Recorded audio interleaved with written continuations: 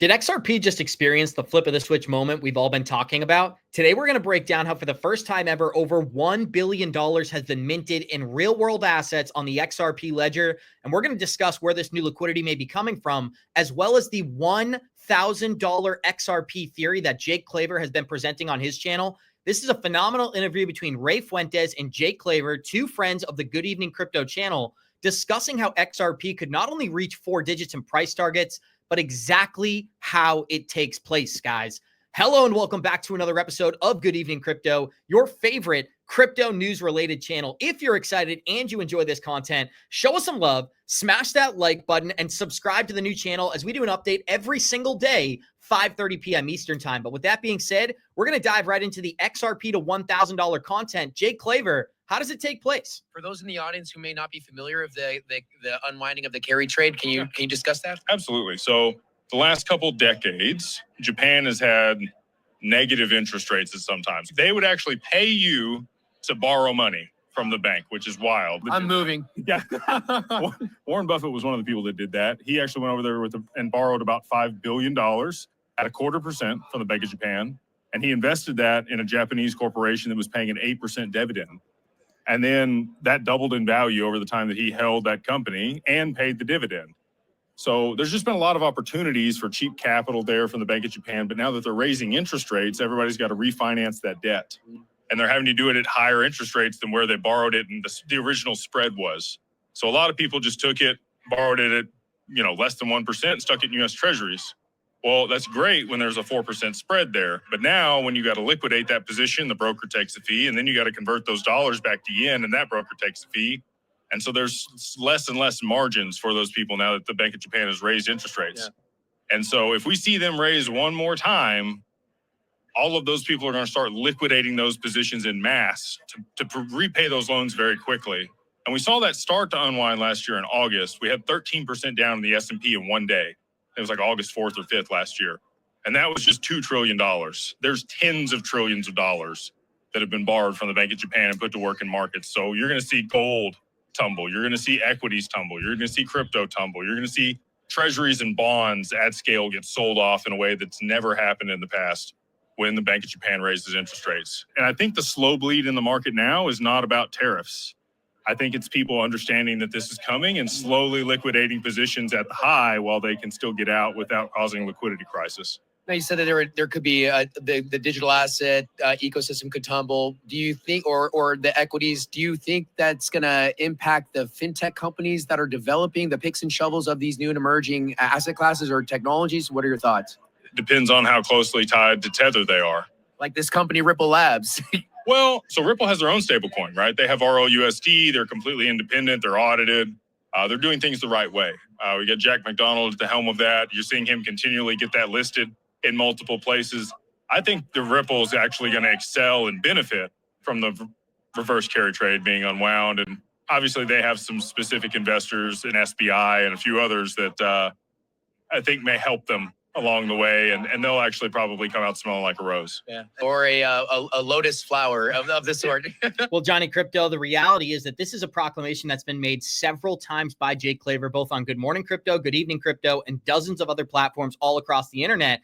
And I think what gets people so excited about this is not only is it logical, not only can you point to the data and say Japan is actually doing this, but if this were to occur in the manner that Jake outlines, we are talking about a 4-digit and what he predicts a $1,500 XRP price target in the calendar year of 2026. So live chat, I'd love to hear ones if you think it's possible, twos if you don't think it's possible. Be sure to smash that like button, whether you agree or disagree. Johnny Krypto, floor is yours. You know, it's an interesting theory, Abs, when you think about what Jake's putting out there. I mean, I've been around a long time now, and I've always heard, Japan has been known as, like, they call it the lost decade, where they literally had interest rates at like a zero or under zero. And so there's been this talk all the time. Oh, when are they going to raise rates? When are they going to raise rates? When are they going to raise rates?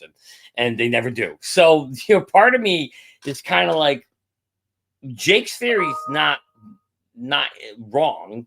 If that were to happen, the question is, will it happen? Because they've been talking about it for decades. Like, they're going to raise it, but then they never do. So for me, that's really more, is this finally the time where we've been hearing for decade over decade, Japan's going to raise rates, where they're actually going to do it. And if if you think about it, it kind of does line up right where we have the changing of a new financial system. And could it be the trigger, Abs? So, part of me is on the fence. Part of me is like, yeah, it's the same old crap. Yeah, I keep talking about. Or, hey, we're finally at the point where the rubber meets the road, and this could really happen. So if it does, obviously it'll be tragic for almost every government, right? Or every citizen of every country. When you think about it, gold tumbling, stocks tumbling, everything's going to tumble.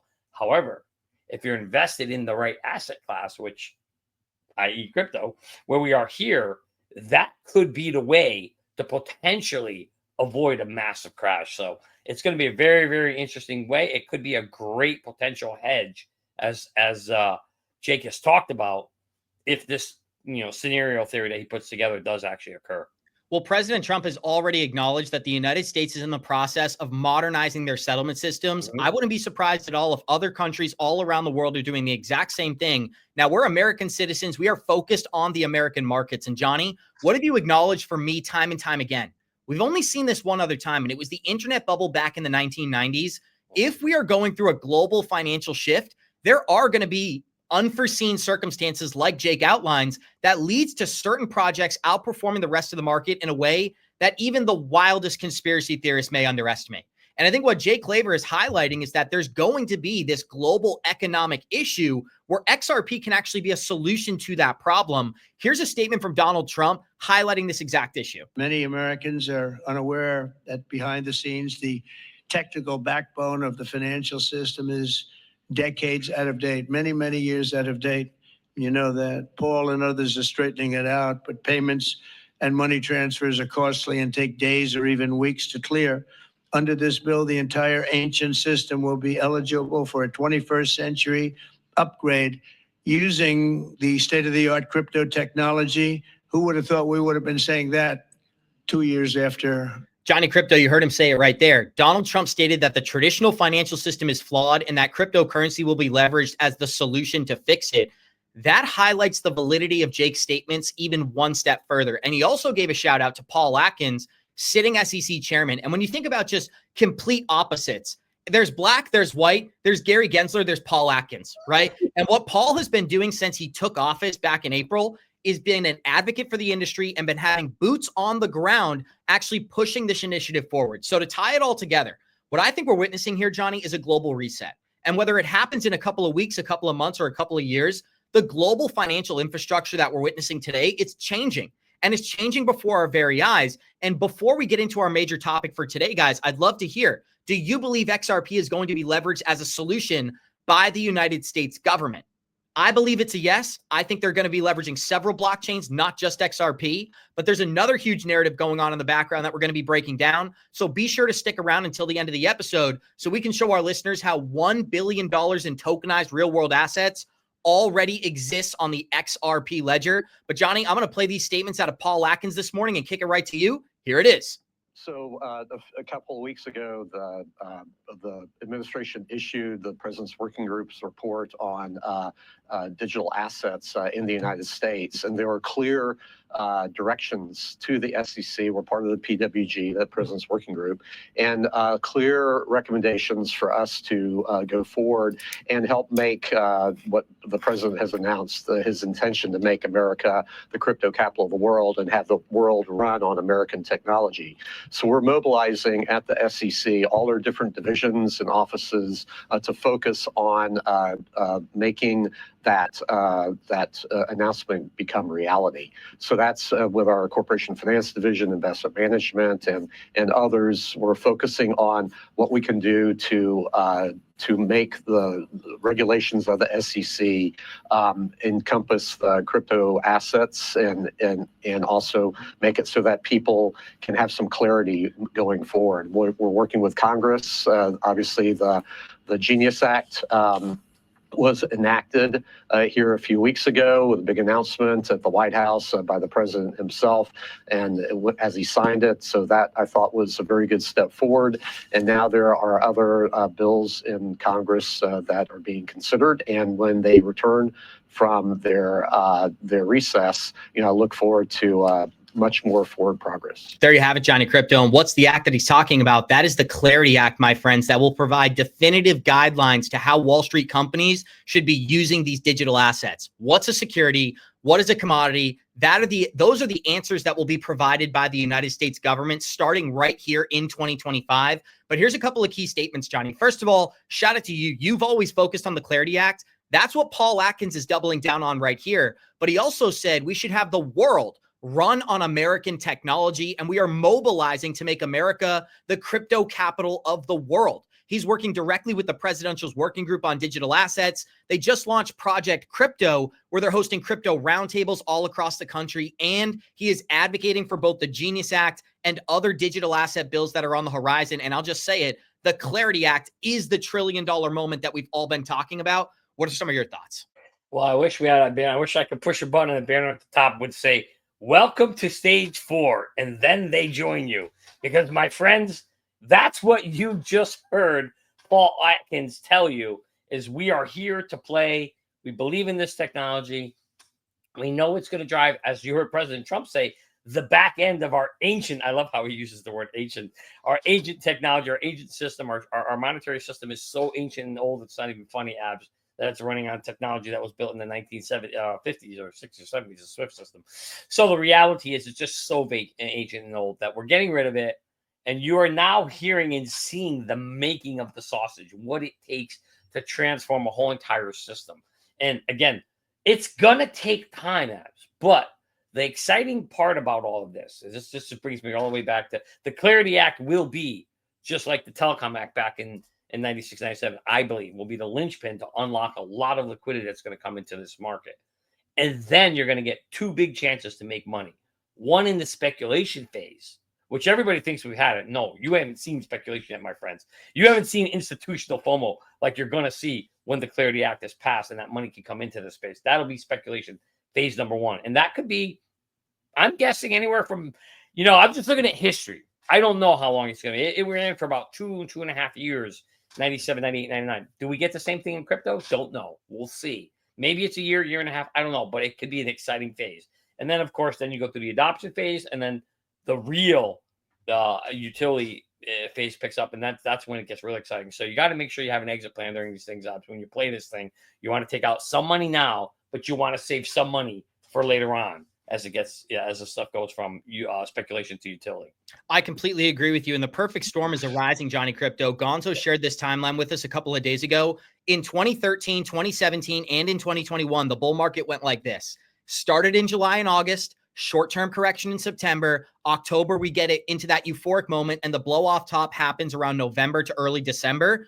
We're seeing that same timeline play out here in 2025. We rallied in July and August. Maybe we have a short-term correction in September. The Fed comes in and reduces rates. ETFs are approved. Clarity Act is passed. And like we just outlined, that massive euphoric moment happens for altcoin investors all around the world. And if you guys are enjoying this content, smash that like button, subscribe to the brand new channel. And this is the breaking news I've got to report on this morning. The XRP ledger just passed $1 billion with a B in tokenized real world assets on the XRP ledger. And a lot of our listeners may not be familiar with this content, but we saw a massive influx of capital come in starting on July 8th, 2025. Just a couple of weeks ago, Johnny, Ethereum in total only has $7.5 billion worth of real world assets currently on the ledger. Now XRP is 20% of the way there. And I think we're climbing very quickly. This data does speak for itself. And a large majority of this is the RLUSD stablecoin. The more that we see the stablecoin minted on the network,